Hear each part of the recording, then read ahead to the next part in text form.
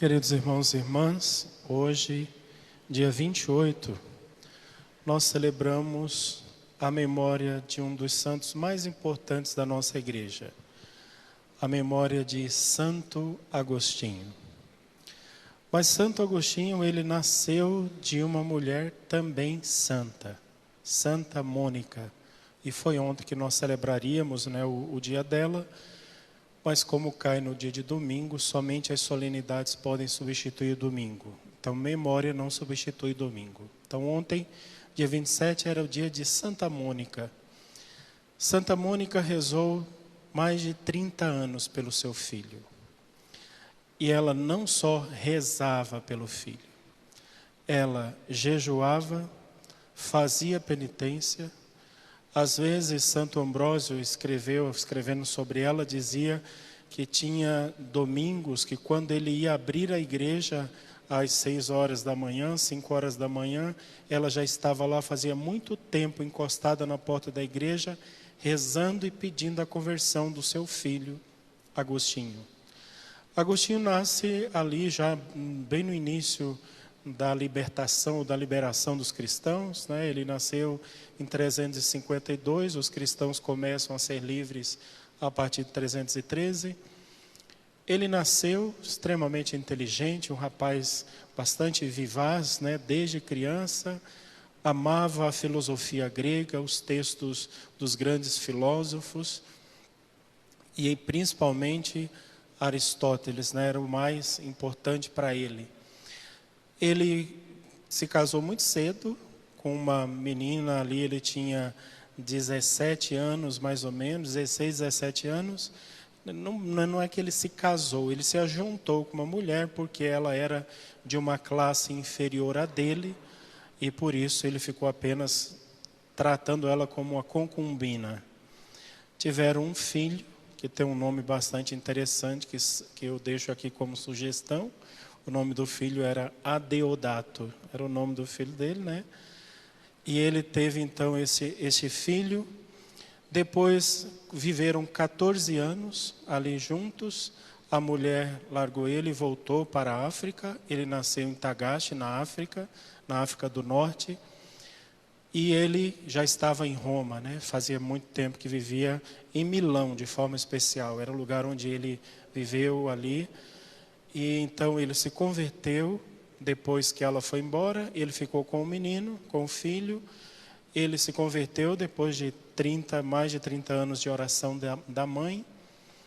Pede o batismo, ele e o filho são batizados. Pouco tempo depois do batismo, o menino morreu.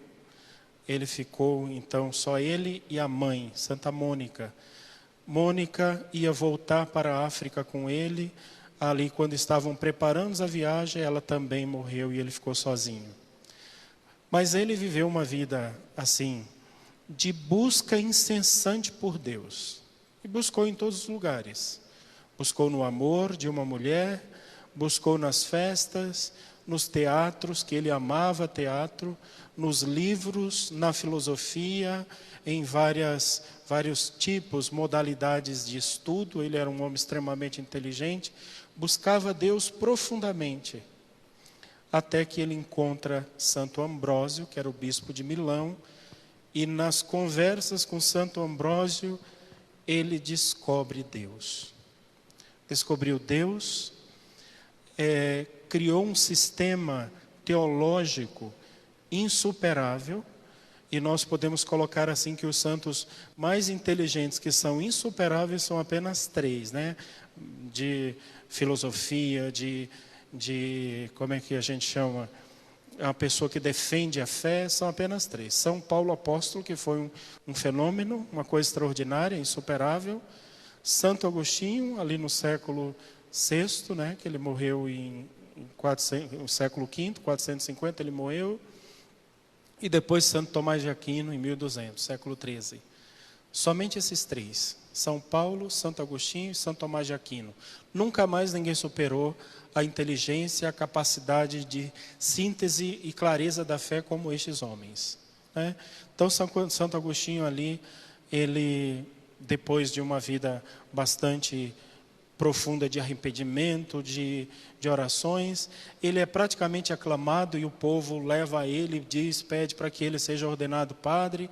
Ele foi ordenado padre, depois ele foi feito bispo e como bispo ele funda uma comunidade chamada os Irmãos de Santo Agostinho, e tem até hoje, aqui em Cuiabá, nós temos inclusive um mosteiro das Irmãs Agostinianas, que é do ramo feminino desta fundação de Santo Agostinho.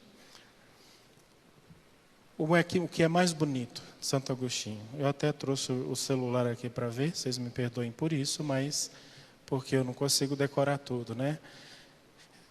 Santo Agostinho escreveu nas Confissões, um dos livros mais famosos de Santo Agostinho, que é extraordinário, isso que ele diz. Ele diz assim: tarde te amei, ó beleza tão antiga e tão nova.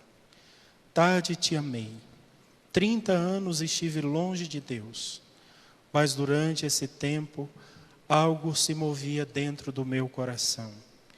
Eu era inquieto, alguém que buscava a felicidade, buscava algo que não achava, mas tu te compadecestes de mim e tudo mudou, porque tu me deixastes conhecer-te.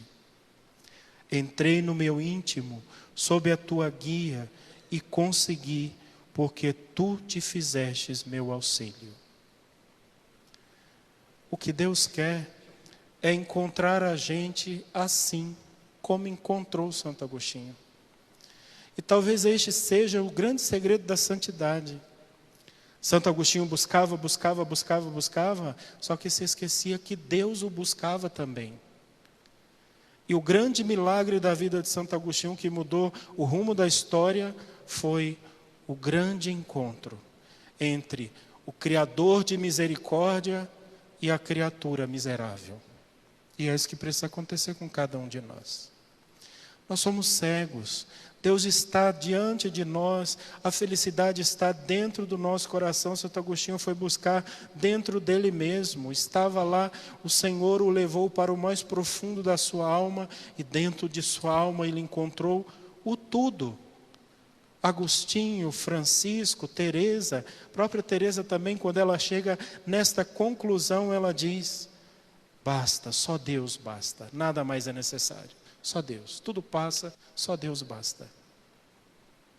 Tomara que um dia Jesus se manifeste a nós e faça como ele fez no evangelho de hoje. Não sei se vocês perceberam, mas hoje Jesus estava assim bem irado.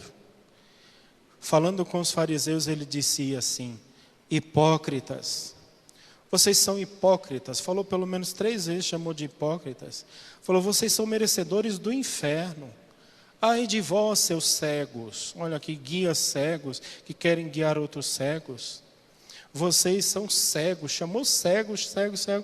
Tomara que um dia Deus dê uns tapas na nossa cara e diga assim: criatura tonta, por que busca no mundo o que você só encontrará em mim?